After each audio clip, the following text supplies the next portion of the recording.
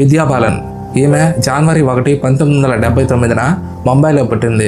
కానీ విద్యా బాలన్ యొక్క ఫ్యామిలీ తమిళ్ బ్రాహ్మణ్ ఫ్యామిలీ. విద్యా బాలన్ 16 ఏళ్ళకే సిట్కామ్ హమ్ పాంచ్ అనే ఒక ఫిల్మ్లో నటించింది.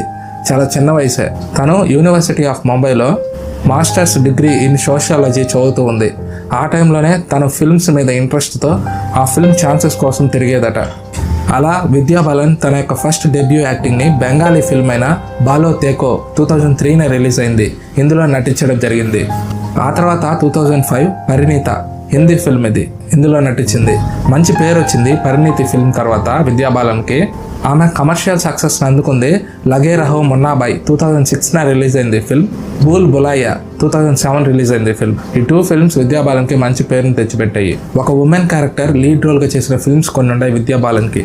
2009న పా, 2010న Ishqiya, 2011 no one killed Jessica, 2011 the dirty picture.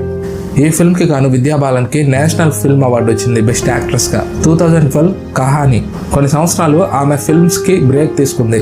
ఆ తర్వాత 2017న తుమ్హారీ సులు అనే ఒక ఫిల్మ్తో మళ్ళీ ఎంట్రీ ఇచ్చింది. 2019 మిషన్ మంగళ్. అమెజాన్ ప్రైమ్ వీడియోస్లో కొన్ని ఫిల్మ్స్లో నటించింది. శకుంతలాదేవి 2020న రిలీజ్ అయింది ఫిల్మ్.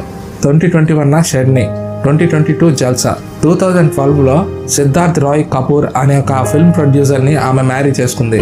విద్యా బాలన్ హ్యూమటేరియన్ కాసెస్ని ఎంతో ప్రమోట్ చేస్తుంది. అంటే మానవతా కారణాలని ఎంతో ప్రమోట్ చేస్తుంది.